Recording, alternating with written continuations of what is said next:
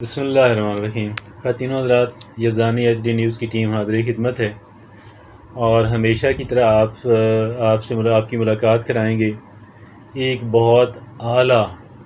علمی، دینی، روحانی شخصیت سے، جو اگرچہ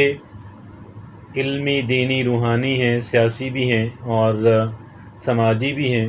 ہر ایک اعتبار سے یہ بہت مشہور و معروف شخصیت ہیں۔ اور جو ہی ہم نے ان کی زیارت کی، آپ یقیناً سمجھ گئے ہوں گے کہ یہ کون شخصیت ہیں۔ کسی تعارف کے محتاج ہرگز بھی نہیں ہیں، لیکن میں ذرا بات ان سے سٹارٹ کرنے کی بجائے ان کی پچھلی جنریشن سے میں سٹارٹ کرنا چاہتا ہوں، اور اس کی وجہ یہ ہے کہ محترم آج ہماری جو مہمان شخصیت ہیں، ان کے جو والد گرامی ہیں، وہ بہت بڑی، بہت قداور شخصیت تھے، اور ان کی جو شخصیت تھی وہ چکوال تک نہیں، پاکستان تک نہیں، بین الاقوامی شخصیت تھی، اور ان کے فالوور، ان کے چاہنے والے، ان سے محبت کرنے والے شاید ہی دنیا کے کچھ ایسے ممالک ہوں کہ جہاں پہ نہ موجود ہوں آج بھی۔ تو لہٰذا میں اس سے پہلے کہ میں آپ کا نام بھی لوں، میں آپ سے گزارش کروں گا کہ وہ اپنے والد گرامی جو ہیں ان کے بارے میں کچھ ہمیں اور ہمارے ناظرین کو بتائیے گا۔ بہت شکریہ یزدانی ایچ ڈی نیوز کے ٹیم کے آنے کا۔ میں انتہائی شکر گزار ہوں یزدانی صاحب کا بھی اور مرشد عبدالخالق صاحب کا بھی کہ وہ آج ہمارے اس غریب خانے پر تشریف لائے۔ عبدالخالق بھائی ہمارے والد محترم حضرت مولانا پیر غلام حبیب نقشبندی رحمۃ اللہ علیہ ایک بڑی عہد ساز شخصیت اور بڑی علمی اور روحانی شخصیت تھے، اور انہوں نے اپنی زندگی کی تقریباً پون صدی نہ صرف پاکستان بلکہ دنیا کے ہر بر اعظم میں انہوں نے اسلام کا پیغام پہنچایا ہے، نبی علیہ الصلوۃ والسلام کی سنت اور ان کے طریقے اور ان کی تعلیمات پر لوگوں کو لے کر آئے ہیں۔ آپ کی پیدائش 1901 کی ہے اور آپ کی وفات 1999 کی ہے، 89 کی، اور 88 سال انہوں نے عمر پائی ہے، اور اس دوران ان کے تقریباً 3 درجن کے قریب ممالک میں انہوں نے دین اسلام کا پیغام پہنچایا ہے۔ اللہ تعالیٰ ان کو غریق رحمت فرمائے اور ان کے درجوں کو بلند فرمائے۔ آج ہمیں جو مقام ملا ہوا ہے، لوگ ہمارے ساتھ محبت اور عقیدت رکھتے ہیں، اس کی وجہ وہی شخصیت ہیں میرے والد گرامی، کہ ان کی وجہ سے اللہ تعالیٰ نے ہمیں بھی دین کی خدمت کے لیے کچھ ٹوٹی پھوٹی خدمت اللہ تعالیٰ ہم سے لے رہا ہے۔ اور پھر ان کے بعد ان کے بھائی حضرت مولانا عبدالرحمن قاسمی، جو کسی بھی حوالے سے چکوال کے بہت بڑے انہوں نے خدمت کی ہے، ان کے جانشین تھے، اور الحمدللہ ہمارے خاندان کا چکوال کی ترقی میں، چکوال کے استحکام میں اور چکوال کو آگے لے کر جانے میں ہمیشہ اپنا حصہ انہوں نے ڈالا ہے۔ خواتین و حضرات، آپ جانتے ہیں ہم مخاطب ہیں محترم پیر عبدالقدوس نقشبندی صاحب جو ہیں، صاحبزادہ ہیں آپ، جو ہیں وہ بہت بڑے خاندان کے چشم و چراغ ہیں، اور پیر غلام حبیب نقشبندی رحمۃ اللہ علیہ، اللہ رب العزت ان کے درجات بلند فرمائے، ان کے سب سے چھوٹے صاحبزادے ہیں، اور آپ جو ہیں وہ ماشاءاللہ اپنے والد گرامی کی طرح اور اپنے بڑے بھائی محترم پیر عبدالرحمن قاسمی کی طرح جو ہے بہت ہی ٹیلنٹڈ، بہت ہی درد دل رکھنے والے، بہت ہی ڈیسنٹ اور سوبر شخصیت ہیں۔ اور میں چاہتا تھا کہ سیپریٹلی سوال کروں آپ سے پیر عبدالرحمن قاسمی رحمۃ اللہ علیہ کے بارے میں۔ محترم ذرا ہمیں سیپریٹلی کچھ ان کے بارے میں بتائیے گا، کیونکہ آج وہ حیات نہیں ہیں، انہوں نے کتنی عمر پائی، اور ان کا جو سیاسی کریئر تھا، ان کا جو چکوال کی سیاست کے اندر ان کا جو کردار تھا، ذرا ہمیں اس پہ ذرا تھوڑا سا، اگرچہ میری جنریشن جانتی ہے، لیکن چونکہ ظاہر ہے ہمارے جو ناظرین ہیں وہ سارے میری عمر کے تو نہیں ہیں، بہت ینگ بھی ہوں گے، تو ذرا ہمیں محترم پیر عبدالرحمن قاسمی صاحب کے بارے میں ہمیں ذرا کچھ آگاہ کیجیے گا۔ پیر عبدالرحمن قاسمی رحمۃ اللہ علیہ ایک بڑی چکوال کی معروف شخصیت تھیں، اور اس وقت کہ جب چکوال تحصیل ہیڈ کوارٹر تھا، اس وقت سے ان کی خدمات چکوال کے لوگوں کی بیٹرمنٹ کے لیے، چکوال کی ترقی کے لیے، سماجی حوالے سے ان کی بہت خدمات ہیں۔ کوئی بھی مسئلہ ہوتا چکوال کا تو وہ صف اول میں ہمیں نظر آتے، لوگوں کو موٹیویٹ کرتے اور ایک تحریک کی صورت میں اس مسئلے کو حل کرنے کی کوشش کرتے تھے۔ آپ کی پیدائش 1946 کی تھی اور آپ کی وفات 1991 کی ہے، یعنی 45 سال کچھ ماہ انہوں نے عمر پائی ہے، اور اتنی کم عمری میں ان کو اللہ تعالیٰ نے ان سے بہت کام لیا ہے۔ آج جو ہمیں چکوال کی ترقی نظر آتی ہے، چکوال ایک ڈسٹرکٹ ہیڈ کوارٹر ہے، اس ڈسٹرکٹ بنانے کی مہم کے جو روح رواں اور سرخیل تھے وہ مولانا عبدالرحمن قاسمی رحمۃ اللہ علیہ تھے، اور انہوں نے چکوال ضلع بناؤ تحریک شروع کی تھی، اور اس کو گراس روٹ لیول سے منظم کرتے ہوئے پورے ضلع تک اس کو تحریک کو پھیلایا، گاؤں گاؤں جا کر لوگوں کو اس حوالے سے بیدار کیا۔ اور پھر 1984 دسمبر میں جب جنرل ضیاء الحق اس ملک کے پریزیڈنٹ تھے، کمانڈر ان چیف بھی آرمی کے تھے، وہ چکوال میں آئے پریزیڈنشل ریفرینڈم کے سلسلے میں، تو انہوں نے گورنمنٹ کالج گراؤنڈ میں جلسے عام سے خطاب کیا۔ تو اس وقت مولانا عبدالرحمن قاسمی نے جو کردار ادا کیا ہے وہ لوگوں کے دلوں پہ نقش ہے، کہ صدر صاحب کی تقریر کے دوران قاسمی صاحب اپنی نشست پر کھڑے ہو گئے، اور انہوں نے بغیر کسی ڈرے بڑی بے باکی کے ساتھ چکوال کے لوگوں کا یہ دیرینہ مسئلہ کہ چکوال کو ضلع بنایا جائے وہ صدر صاحب کے سامنے رکھا تھا، اور صدر صاحب کو اس وقت تک تقریر کرنے کی اجازت نہ دی، وہ آگے تقریر نہ کر سکے جب تک انہوں نے چکوال کو ضلع بنانے کا اعلان نہیں کر دیا۔ اسی طرح ان کی سماجی خدمات کو اگر ہم دیکھیں تو چکوال میں جو کیڈٹ کالج ہے یہ بھی انہی کی خدمات کا ایک پارٹ ہے۔ اس کے علاوہ یہ جو شناختی کارڈ آفس چکوال میں ہے، پاسپورٹ آفس بعد میں پھر یہ بنا، یہ شناختی کارڈ کا دفتر، یہ انہی کی محنتوں کا نتیجہ ہے۔ آج جو چکوال میں کچھ پانی کے مسائل اب بھی ہیں، لیکن اس وقت آج سے 30 سال پہلے جب چکوال کے لوگ پانی کے لیے، ایک ٹین پانی کے لیے، ایک ڈبے پانی کے لیے ترستے تھے، تو قاسمی صاحب نے جینے کو پانی دو، پینے کو پانی دو، یہ ایک سلوگن لگایا تھا، اور اس حوالے سے انہوں نے پورے چکوال میں چکوال کی عوام کو اکٹھا کر کے اس سلسلے میں انہوں نے اپنا کردار ادا کیا، اور آج پھر جو بہتر صورتحال پھر اس کے بعد ہو گئی، ہمیں چکوال میں اوور ہیڈ ٹینکس نظر آتے ہیں، یہ انہی کی محنتوں کا نتیجہ ہے۔ مجھے یاد ہے I was quite a child, اور پیر عبدالرحمن قاسمی ایسی ایک شخصیت تھے کہ جنہوں نے شہریوں کو پہلے ان کے حقوق کے بارے میں آگاہ کیا، اور اتنی زبردست موٹیویشنل اسپیکر تھے، اتنی اعلیٰ عوامی تقاریر کرنے والے تھے۔ آپ یقین جانیے گا کہ لوگ ان کے جلسے سننے، ان کی گفتگو سننے، ان کی سیاسی تقاریر سننے دور دور تک آتے تھے، اور جو بھی یہاں چکوال کے سیاسی جلسے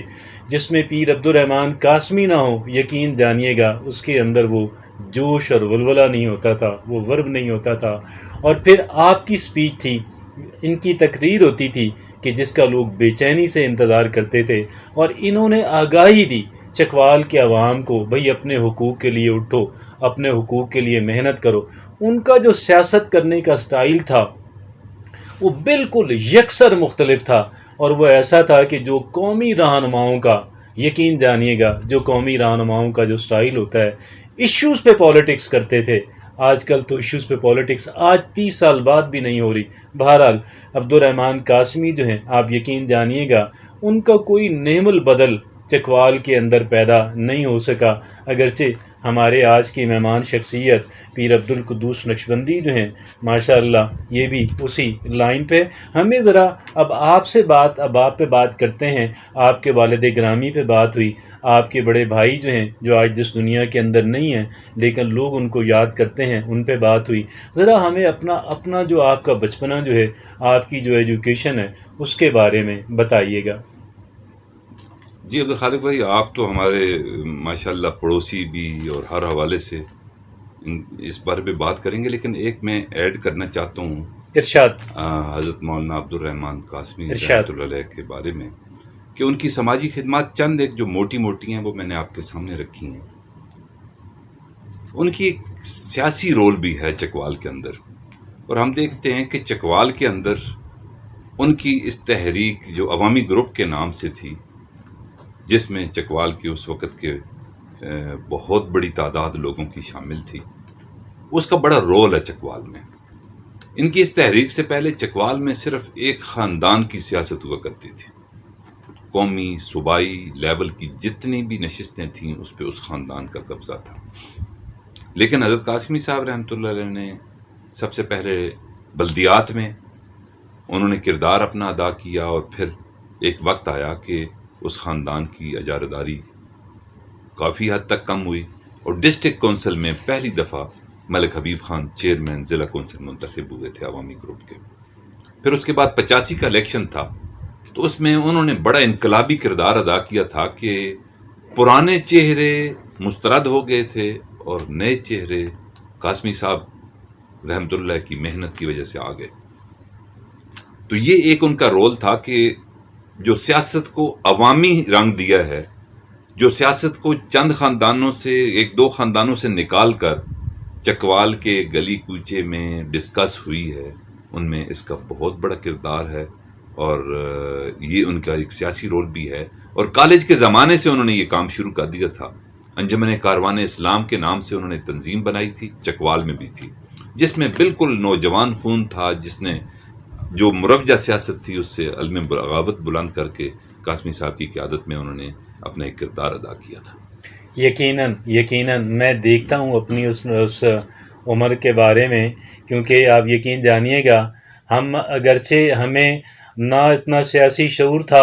اور کچھ نہیں تھا، لیکن پیر عبدالرحمن قاسمی کی جو تقاریر ہوتی تھیں، بچے بھی سننے جاتے اور بوڑھے بھی سننے جاتے، نوجوانوں نے تو جانا ہی ہوتا تھا. اور یقین جانیے گا آج بھی پیر عبدالقدوس نقشبندی صاحب، آج بھی وہ پولیٹکس، حالانکہ 30 سال گزر گئے، ابھی تو بہت زیادہ اویئرنیس آ گئی، لیکن بہرحال آپ کیا سمجھتے ہیں کہ کیا آپ سمجھتے ہیں کہ آپ جو ہے انہی کے پیٹرن پہ آپ جو ہے وہ پولیٹکس اور دیگر جو آپ کے معاملات ہیں وہ آپ چلانا پسند کریں گے، یا آپ کوشش کر رہے ہیں؟ اگر اس طرح ہے تو آپ کو کس حد تک کامیابی ہوئی ہے؟ گزارش یہ ہے کہ ہر بندے کا ایک اس دنیا کی سٹیج پہ ایک رول ہوتا ہے. بالکل. جس طرح میرے والد صاحب ایک روحانی شخصیت تھے،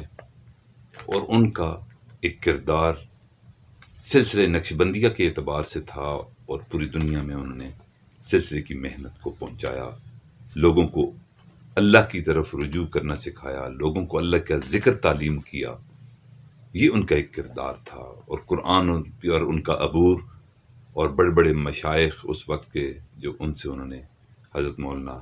عبید اللہ سندھی رحمۃ اللہ علیہ، حضرت مولانا احمد رضا ہوری رحمۃ اللہ علیہ، اور حضرت مولانا حسین علی رحمۃ اللہ علیہ، ان کے یہ شاگرد تھے میرے والد صاحب. ایک رول تھا ان کا. حضرت قاسمی صاحب رحمۃ اللہ علیہ کا رول سماجی خدمات، سیاسی خدمات، مذہبی خدمات، تعلیمی خدمات، بڑا ایک وسیع رول ان کا بھی تھا. تو بہرحال ان کے بعد اب بھی ہمارے وہ ادارے دارالمنفی چکوال کے نام سے، پیر غلام حبیب ٹرسٹ کے نام سے، چکوال میں وہ اپنا رول تعلیمی اعتبار سے لوگوں کو قرآن کے ساتھ روشناس کرانا، لوگوں کو حدیث کی تعلیم دینا، لوگوں کو اخلاق اور اخلاقی تربیت کے حوالے سے ایک کردار ہے ہماری خانقاہ کا اور ہمارے اداروں کا. تو اس رول کو ہم لے کر چلتے رہے. ہمارے خاندان کے کئی افراد عملی سیاست میں بھی حصہ لیتے رہے. میرے بڑے بھائی مولانا عبدالرحیم نقشبندی، انہوں نے بھی قومی اسمبلی کی نشست پر انتخاب لڑا، میرے بھانجے مولانا عبدالشکور نقشبندی نے بھی کردار ادا کیا، میں خود بھی بلدیات کے حوالے سے الیکشن میں کئی دفعہ ہم جیتے ہارے، یہ سلسلہ چلتا رہا۔ تو اب جو ہے یہ ہماری جو مصروفیات ہیں وہ والد صاحب رحمۃ اللہ کے بعد میری جو اولین ترجیح ہے وہ میری سلسلے کی ہے، اور اس کی مصروفیات میری رہتی ہیں۔ کئی ممالک میں بھی جا چکا ہوں، اور اس کے علاوہ پاکستان میں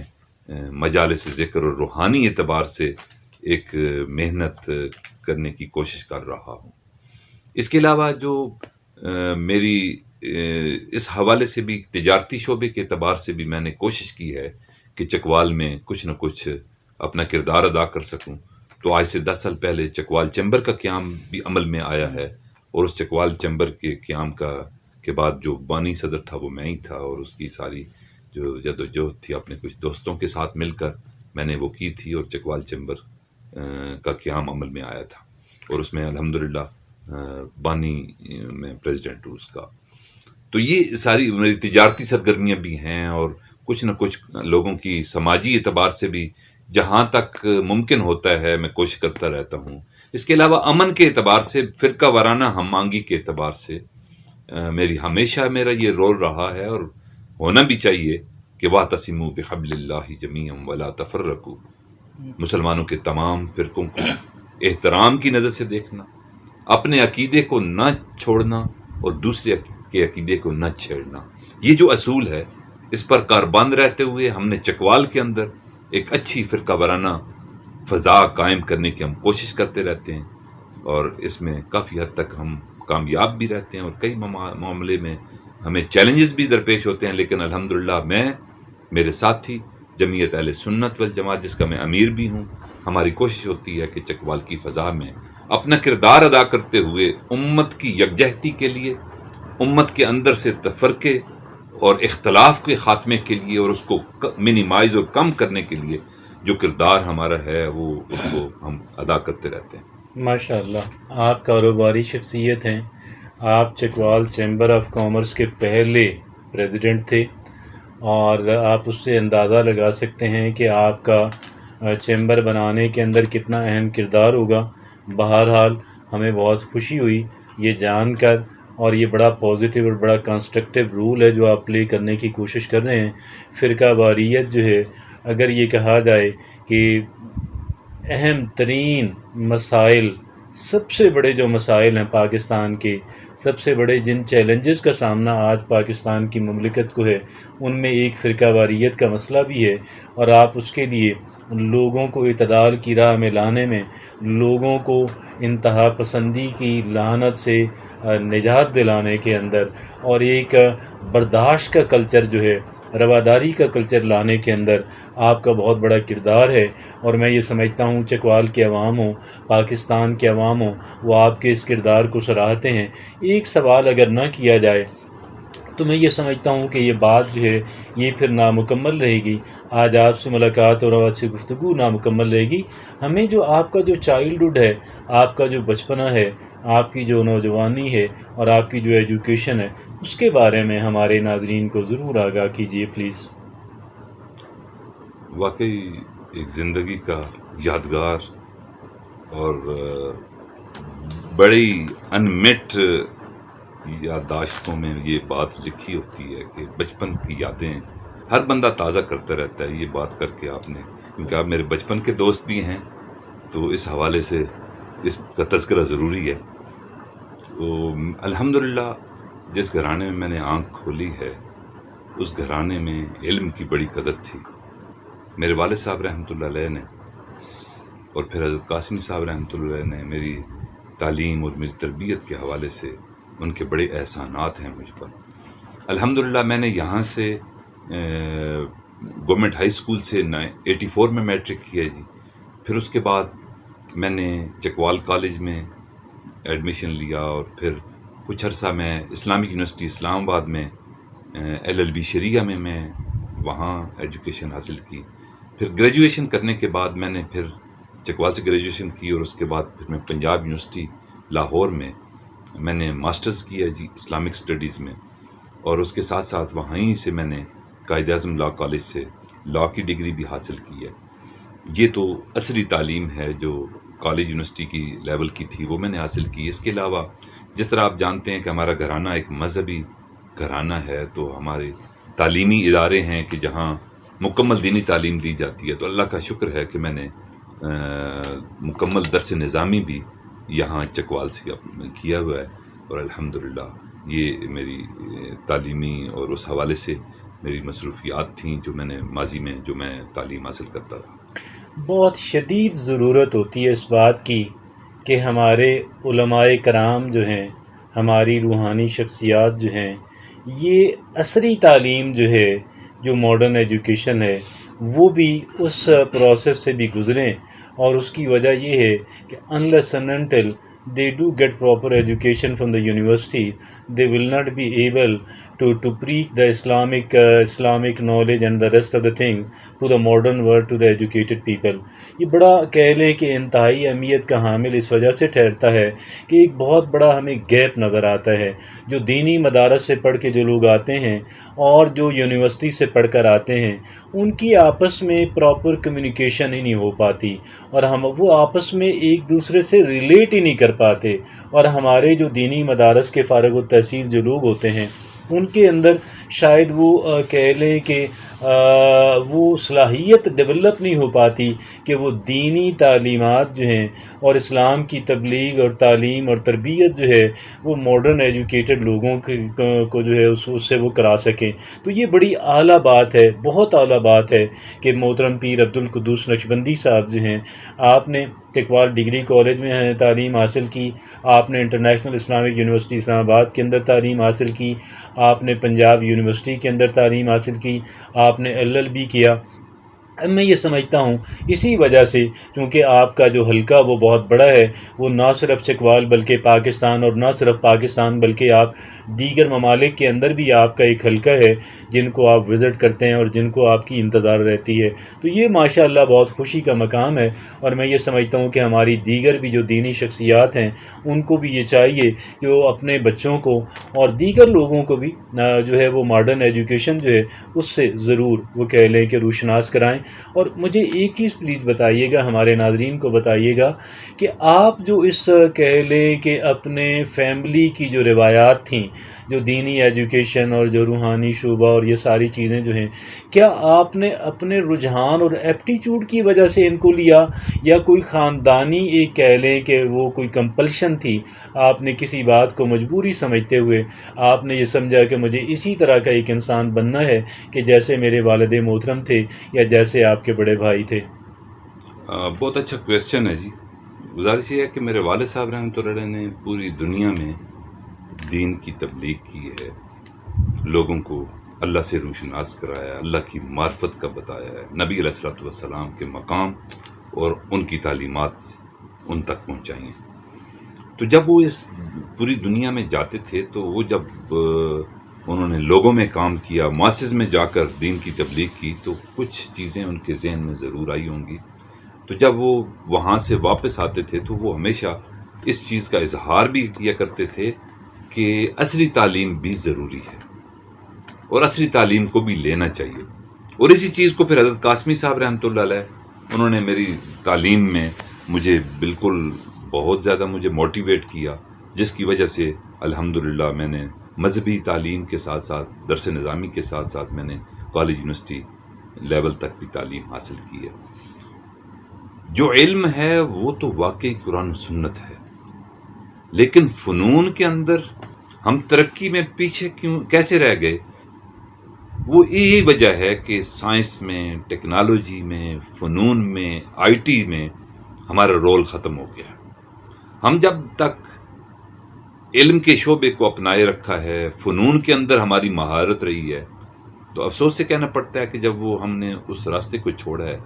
تو اب کوئی فارابی نہیں پیدا ہوتا، اب کوئی ابن سینا نہیں ہے. حالانکہ جدید طب، جدید ہندسہ، جدید سارے علوم، ان کے بانی جو ہیں، یہ سرجری کس نے کی ہے؟ پہلی دفعہ ایک مسلمان نے کی ہے، ابن سینا نے کی ہے. یہ دنیا کا جو قطر ہے یہ ناپا گیا ہے، ریڈیس ناپا گیا ہے، یہ ایک مسلمان البیرونی نے چکوال کے پڑوس میں بیٹھ کر ناپا. تو یہ مسلمانوں کا جو ورثہ ہے جو ان سے چھن گیا ہے، یہ اس وقت تک واپس نہیں آ سکتا جب تک ہم عصری تعلیم کو بھی ساتھ ساتھ لے کر نہیں چلیں گے۔ لیکن یہ ہے کہ ہم نے ایک فریم ورک بنانا ہے کہ ہم اللہ کے ساتھ بھی رابطے میں رہیں، نبی علیہ الصلوۃ والسلام کو بھی اپنا امام مانیں، اور ان کی گائیڈ لائن اور ان کے فریم ورک اور ان کی ڈائریکشن کے نتیجے میں جو عصری علوم ہیں ان کو بھی ہم نے حاصل کرنا ہے۔ اور جب ہم عصری علوم کے حوالے سے ہماری محنت تھی تو اندلس کی ہر گلی میں، جو اب اسپین ہے، ایک انٹرنیشنل لیول کی یونیورسٹیاں ہوتی تھیں، روڈز تو درکنار، تو وہاں پورا یورپ آتا تھا، امریکہ آتا تھا، پوری دنیا کے لوگوں کا رخ اندلس کی جانب تھا، مسلمانوں کی طرف تھا۔ ان کو پتا تھا کہ اگر ہم نے مسلمانوں کا مقابلہ کرنا ہے تو ان علوم میں ہمیں مہارت حاصل کرنی ہوگی۔ اور جب مسلمانوں کو زوال آیا تو انہوں نے سب سے پہلا حملہ بھی ہمارے علمی ذخیرے پر کیا ہے۔ بغداد کا سقوط جب ہوا ہے تو کئی دن تک جو دریا تھا اس کا جو بہاؤ پانی کا تھا وہ نیلا ہو گیا تھا، اتنی کتابیں اس کے اندر ضائع کی گئی تھی، جو مسلمانوں کا ایک عظیم ورثہ تھا اس کو ضائع کر دیا گیا۔ تو اب بھی ضرورت ہے، اب بھی ہم تمام تر اپنی توانائیاں، تمام تر اپنی کوششیں تعلیم کی حصول کے لیے لگائیں، اپنے بچوں کو، اپنی نوجوان نسل کو اس طرف راغب کریں کہ ہم نے دنیا میں اگر کوئی اپنا کھویا مقام دوبارہ حاصل کرنا ہے، وہ عزتیں جو ہمارے بڑوں کی تھیں، اگر وہ عزتیں وہ پگڑی اگر ہم اپنے سر پہ رکھنا چاہتے ہیں تو اس کے لیے ضروری ہے کہ علم بھی حاصل کریں، فنون بھی حاصل کریں، اور اس کے بغیر ہماری ترقی ممکن نہیں۔ ماشاء اللہ، اس کے بغیر ہماری ترقی ممکن نہیں۔ جب تک ہم نے اس کو ٹاپ پرائیورٹی بنائے رکھا، جب تک ہم نے سائنس اور ٹیکنالوجی اور سارے علوم کو اپنی پہلی ترجیح بنائے رکھا، اس وقت دنیا کے اندر ہم ہی سپر پاور تھے۔ اور اسی وجہ سے دین کی دین کے اندر بے پناہ ایمفیسس جو ہے، تاکید جو ہے، وہ علم حاصل کرنے کو دی گئی ہے، اور یہ کوئی سیگریگیشن نہیں کی گئی کہ یہ دینی علوم ہے، یہ دنیاوی علوم ہے۔ دونوں علوم اہمیت کے حامل ہیں، اور جب تک مسلمانوں نے دونوں علوم کو برابر کی اہمیت دی، مسلمان ہی لیڈ کر رہے تھے اور مسلمان ہی ڈومینیٹ کر رہے تھے۔ لیکن انفارچونیٹلی، بدقسمتی سے، جب ہم نے علم کو پہلی ترجیح نہیں بنایا، اس کے بعد پھر ہمارا زوال شروع ہوا۔ بلکہ میں یہ کہوں گا زوال کی وہ شکل کہ جس کو فری فال کہتے ہیں، یہ ایک فری فال شروع ہوا۔ اللہ رب العزت ہمیں توفیق دے کہ ہم پھر وہ جو ہے دوبارہ ہم اسے کہہ لیں کہ ان صحیح چیزوں کو سمجھ سکیں اور اس کے مطابق اپنی جو ترجیحات ہے ان کا تعین کر سکیں۔ ہمیں ہمارے ناظرین کو بتائیے گا، آپ مساجد اور مدارس جو ہیں ان کو بنانے والے، چلانے والے ہیں۔ اس وقت جو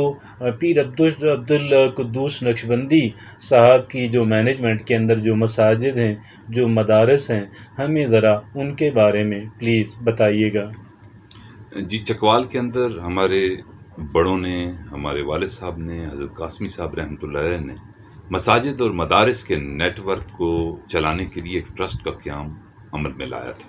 یہ 1984 میں اس ٹرسٹ کا قیام، ادارے تو پہلے بھی چل رہے تھے لیکن ایک نظم کے تحت وہ لائے۔ تو پہلے وہ اس کے ٹرسٹ کے چیئرمین جو تھے، وہ متولی جو تھے، وہ میرے والد گرامی قدر تھے۔ پھر اس کے بعد حضرت قاسمی صاحب رحمۃ اللہ علیہ تھے، اور ان کی وفات کے بعد حضرت بھائی جان مولانا عبد الرحیم نقشبندی صاحب ہیں۔ تو میں نائب معتمم کے طور پر ان کے ساتھ ہوں، اور وہ ماشاءاللہ ہمارے ادارے مکمل دینی تعلیم بچوں کے لیے بھی اور بچیوں کے لیے بھی دور حدیث شریف تک، وہ یہاں چکوال جیسے ماحول میں سب سے پہلے ادارہ ہے چکوال کا، ہمارا ادارہ ہے کہ جس میں دور حدیث شریف بچیوں کا بھی اور بچوں کا بھی وہ ہمارے ہاں ہے۔ جامعہ عائشہ صدیقہ بچیوں کا ہمارا ادارہ ہے، اور دارالعلوم منفیہ اور جامعۃ الحبیب یہ بڑے ادارے، اور اس کے ذیلی ادارے کوئی تقریباً 2 درجن کے قریب ہمارے چکوال میں مساجد اور مدارس کا ایک نیٹ ورک ہے، جہاں قرآن و سنت کی تعلیم دی جا رہی ہے، قرآن و سنت کی خدمت کی جا رہی ہے۔ ماشاء اللہ، 2 درجن کے قریب پیر صاحب بتا رہے تھے. کیا آپ کوئی ماڈرن ایجوکیشن جو ہے ان کے اندر آپ لا سکے ہیں یا لانے کا ارادہ رکھتے ہیں؟ ذرا ہمیں بتائیے گا. عبدالخالق بھائی، ہمیں اس کے لیے دیکھنا ہوگا کہ بحیثیت پاکستان کے شہری، بحیثیت مسلمان، پہلے دیکھنا ہوگا کہ ہماری ضروریات کیا ہیں. اس حوالے سے پھر ہمیں اپنی ترجیحات کا تعین کرنا ہوگا، اپنا محاسبہ کرنا ہوگا. ہم نے پھر آئندہ اہداف مقرر کرنے ہوں گے. یہ ڈائلاگ سے ہی ممکن ہے، یہ مثبت رویوں سے ہی ممکن ہے. میں گزارش یہ کر رہا تھا کہ ہر فرد کو ایک ضرورت ہوتی ہے کہ اس کے ایک عبادات کا نظام ہے. اس عبادت کے نظام کے لیے اس کے اندر اپنا پارٹ پلے کرنے کے لیے ہر بندے کو 5 وقت مسجد میں جانا ہوتا ہے. اس کو نماز بچوں کو سکھانی ہوتی ہے، اللہ کے بارے میں بتانا ہوتا ہے، رسول اللہ صلی اللہ علیہ وسلم کی تعلیمات کی تربیت ان کو دینی ہوتی ہے، آپ کی سنتوں کی ترویج کرنی ہوتی ہے. یہ ایک پارٹ ہے عبادات کا. باقی معاملات ہیں، معاشیات ہے، اجتماعی زندگی ہے، معاشرتی زندگی ہے. یہ بھی ایک ضروری پارٹ ہے اور ضرورت ہے ہر فرد کی. بدقسمتی سے ہم نے اس کو، جو ہماری پاکستان کے مسلمانوں کی جو زبوں حالی ہے، اس کو ایک طبقہ یہ پروپیگنڈا کرتا ہے کہ یہ مدارس کا جو نظام ہے،